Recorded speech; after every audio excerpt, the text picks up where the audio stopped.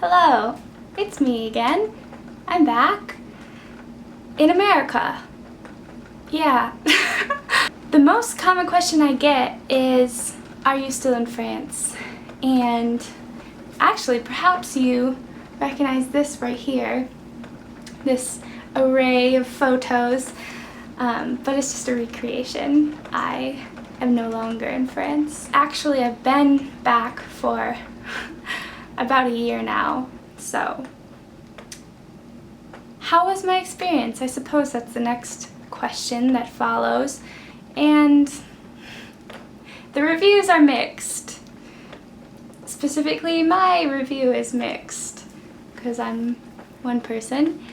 It was hard. It was great, but it was hard. Whenever people ask me, how was France? Like just up in conversation, someone will ask me, my response is, it was a dream. It was a dream fulfilled to go to France. I wanted to go to France ever since I started learning French my freshman year of high school. And so to be actually able to go and to experience French culture and go to a French university was what I had dreamed of for years. And so overall, I loved going to France. And I would go back. But it was hard. And I didn't hear much of this perspective before going. I don't think I'm alone. I think there are probably other people who feel this way. How many people? I don't know. Probably a lot, if I'm guessing. It was difficult to be taken out of everything you ever knew. And I suppose that's sort of what you sign up for, and sort of it's what I wanted. I wanted to experience something that was completely different from what I had known. And that's an exciting thing to do, but it's also trying because I no longer had a good grasp on the culture. I struggled in my classes to a point because most of them were taught in French, and even if they were taught in English, they were taught differently because the school system works a lot differently there. Yeah.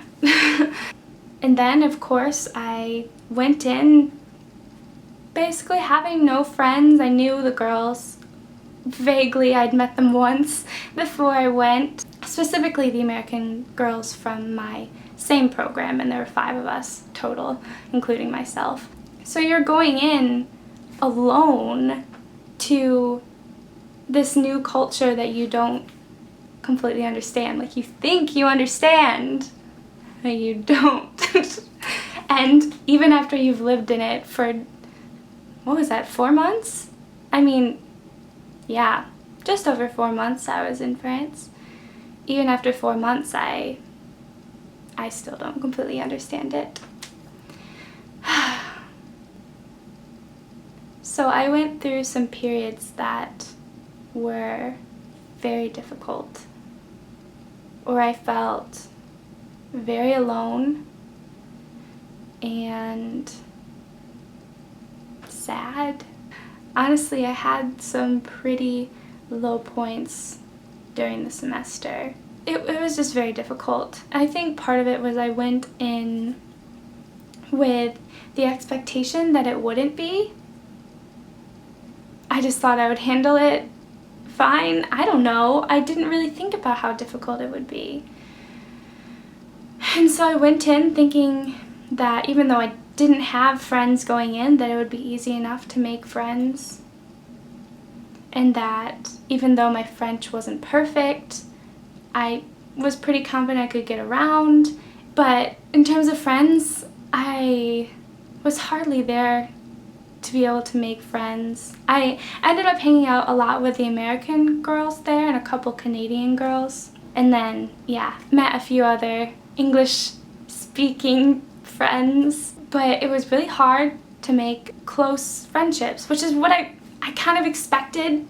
I don't know why. 4 months isn't very long at all. I wish I could have done a whole year. I'm sure that would have been hard in its own respect, perhaps even more so to be there longer, but it would give you a better chance of making closer friends. And I also went in thinking that I would be able to make French friends and really wanting to be friends with French people. But again, I wasn't there long enough, and also it's just not the kind of culture where you can do that, I don't think. From my experience, I don't think people make super quick friends there. In America, we are very welcoming, not that they aren't, but just that we can make friends very quickly and be like at a certain level of friendship quicker than French people. I think that's true. And so I didn't make any French friends, which is disappointing. Another thing that I was kind of nervous about was speaking French, even though I had a basic level of French, a proficient level of French. It was pretty good. It has since declined since I have not used it in a year. But I had a pretty good level of French, but I was still a little bit afraid of using my French, talking to people. You feel kind of dumb, at least I felt kind of dumb, trying to explain myself in French because my vocabulary was so limited and I would mess up and couldn't formulate sentences super quickly. So I think that's another thing is I'd want to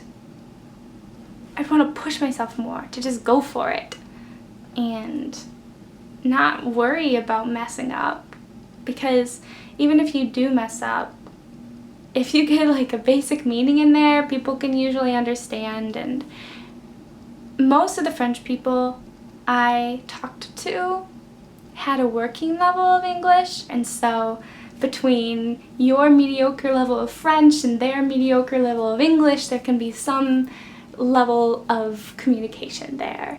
I suppose the next question would be, well, Rachel, if your experience wasn't ideal, what would you change if you were to go about it again? Or what advice would you give to people who are thinking about studying abroad for 4 months in any country, not France necessarily, but what advice would I give to those people?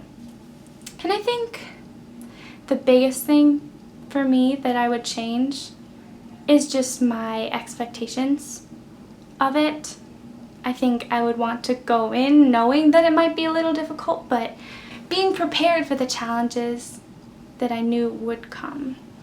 I think often study abroad is portrayed as some big adventure where you're exploring a new town, country, and you are going to have so much fun and you're going to take really cool classes. If you want it to be some big adventure, you can have a lot of adventures on study abroad. And I did. I went on a number of trips and had fun. Just be ready for challenges. Be ready for a lot of challenges. And be open to putting yourself out there. But I will say this. No matter what happens, no matter if it goes perfectly according to plan or it goes completely wrong, it'll still be a transformative experience. So, recap. First of all, back in America, study abroad was great but also challenging. Quite challenging at points. And I'd say the biggest thing to go in, like with study abroad, is just to be ready for those challenges, anticipate them, know that they're going to happen, and once you are there and facing those challenges, don't be afraid to. Don't be afraid to face them, to do those things that make you nervous, because you're only there for a few months, maybe a year if you're lucky. I wish I had been there a year. So yeah, I guess final thing is, since I'm no longer in France, I don't really plan on making any more videos about France. Maybe if I like feel like it, but I can't really make any more original content about being in France because I'm no longer there. But I like making vlogs. I'll probably, maybe, who knows, be uploading other videos. They just won't be about France.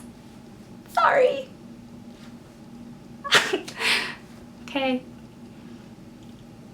Bye.